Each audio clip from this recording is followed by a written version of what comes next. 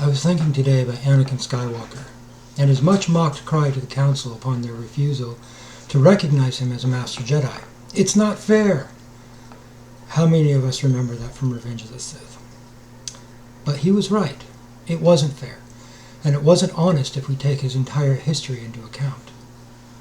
Anakin, against his own wishes, took Ahsoka as his padawan learner and trained her from about the age of 12 or 13 to about the age of 18.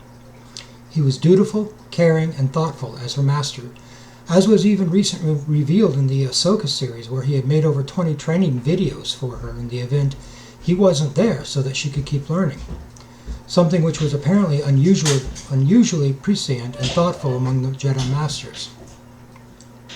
He did more than most masters, it would seem, and loved her like a little sister. It was Anakin who continued to stand by Ahsoka when she was framed for murder, who continued to believe in her innocence. It was only his loyalty to the Council, doing what he understood to be the right and mature thing to do as a Master Jedi, that kept him from following his feelings and instincts in the Force to go after her and join her in proving her innocence. When she did finally clear her name, the Council returned to her with a kind of apology and declared that her ordeal was her Jedi trial, and they were granting her the rank of Jedi Knight. It was Ahsoka who immediately turned it down and quit the order because of their lack of trust or faith in her. Anakin, of course, was crushed. But here's the thing. In order for a knight to be considered a master, he or she had to train a padawan up to the rank of knighthood. That's it. Technically speaking, by the Council's own words, Anakin had fulfilled that role. He was a master among equals, where the Council was concerned, and nearly unparalleled in his own communion with the Force. So when the Council refused to recognize him as a Master Jedi, it was out of pure spite and hard-heartedness. It was out of pure spite for Palpatine's interference, and it was hard-hearted in that they refused to recognize their own culpability for Ahsoka's walking away, and put all of the responsibility for their mistakes solely on Anakin's shoulders.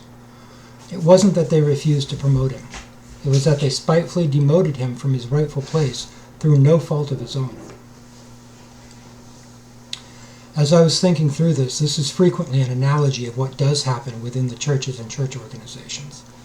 Pastors and congregants can be held responsible for decisions which the church or organization boards or councils have made, and then they leave, or even possibly turn against the church or organization, as in the case of Anakin.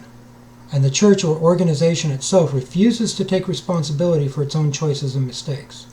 They hunker down and place all the blame on the person who is left. Clearly, this is not what Scripture teaches about how church leadership is to handle its own mistakes and erring leadership. Correction is not to be handled in the shadows, privately in the back room where no one else is privy, but out in the open. Mercy, compassion, and recognizing your own errors is the rule, along with receiving correction. A lot has been said about the Jedi Order being so stuck in its traditions and rigid structure that it could neither see the Sith threat nor the rot from within from adhering more to the Jedi codes of conduct and dogma than to the living and active will of the Force. It was because of this dogma-induced blindness to what the Force was practically screaming at them that they couldn't see the dark side rising and enveloping everything, because they couldn't acknowledge the dark side as also a legitimate and balanced part of the Force itself. There is a lesson and a warning here for the Church. A lot of Ahsokas have departed their congregations now. A lot of Anakins have now turned. And still the churches are so stuck in their dogmas that they can't hear the Spirit of Christ practically screaming at them.